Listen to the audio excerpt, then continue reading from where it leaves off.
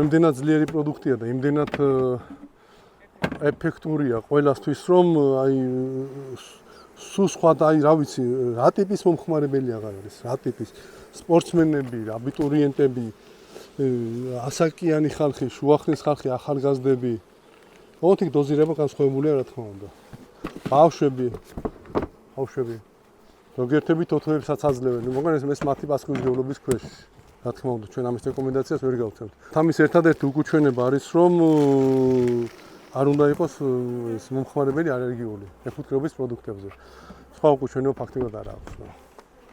არის უძლიერესი პროდუქტი, ხშირად მithქვამს და ვიმეორებ, რომ ეს არის ნომერ პირველი პროდუქტი. არა მარტო ეფექტურობაში, ზოგადად, რასაც ბუნება გვაძლევს ფუტკრის სახით, ბუნებაში ამაზე მაგარი პროდუქტი არ არის.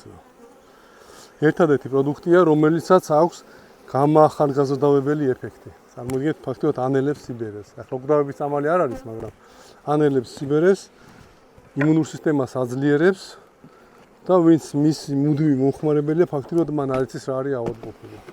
არ ზამთარში და არ ზაფხულში. ზოგადად ჩვენი ფუტკრის რძე, ქართული ფუტკრის რძე განსხვავებულია და ბევრად უფრო კარგი და ეფექტურია, ვიდრე თქვათ თუნდაც ჩინური რძე.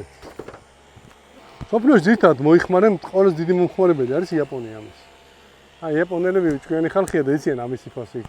ბავშვებიდან მოყოლებული ქვეყანაში, სადაც 2 ატომური ბომბი ჩამოვიდეს ჰიროსიმაში და ნაგასაკიში და მახინჯი ბავშვები იბადებოდნენ.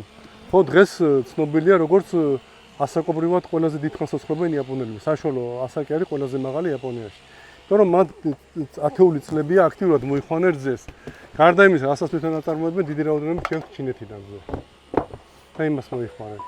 სხვადასხვა წეგანას აღნიშნე, რომ ჩვენთანაც საკმაოდ გაიზარდა მოხმარება და ეს ძალიან კარგია რა. აი უცხოეთში ბევრი არ გადის ჩემი ზე, მაგრამ რაც გადის ძალიან გული მწყდება რა. იმიტომ რომ ეს რძე უნდა დაიდლოს საქართველოში.